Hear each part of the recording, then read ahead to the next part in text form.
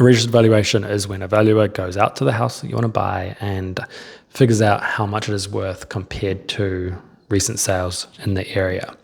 Whether or not you need one of these will depend on your situation. If you're buying a new build, you'll need one. If you're buying with less than 20% deposit, you'll need one. But sometimes you still need one if you're not buying a new build and have a big deposit. And the reason for this is because the internal software that the bank has on that property is showing a different value, like a completely different value to what you want to pay for it. So for example, you want to offer $1 million on a house that they have on their system for $500,000. So they want to make sure that you're not overpaying on a house, which is good for you and good for them. And the way that these work is we as brokers have to order them through the correct channels, because it's through companies that are being vetted by the banks. And once you've paid for the valuation, which usually costs about $1,000, more if it's a big house or on lifestyle block, then someone will go out to your house. And usually that takes 6 working days in the big cities, 3 working days if you do an urgent valuation, which is $250 more. And this is a very important piece of your due diligence. And it can be a deal breaker if the value comes back way lower. Sometimes people do not get these until after they've won the auction or after they've gone unconditional. And that is super risky, because if you win the auction for $1 million and then the valuation comes back at $900,000, then you've got to find some more money. The reason why you do them at the beginning, before you've gone unconditional and before you have an auction, is because it dictates how much the bank is going to give you.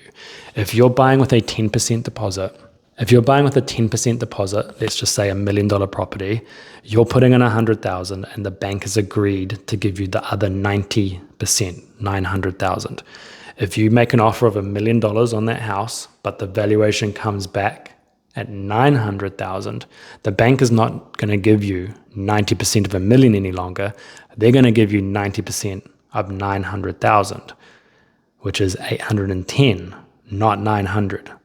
So if you're still buying that house for $1 million, you now have a shortfall of $190,000 instead of just the $100,000 deposit you were going to put in.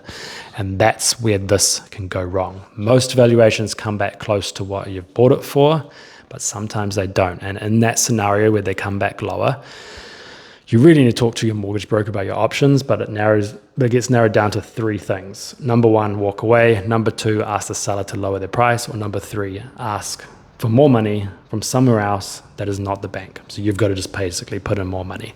And yeah, it's very specific to the situation and the property. Don't worry too much that your valuation is going to come back lower. It's more about it being a little bit annoying that you have to do one in the first place, but it is there for your protection.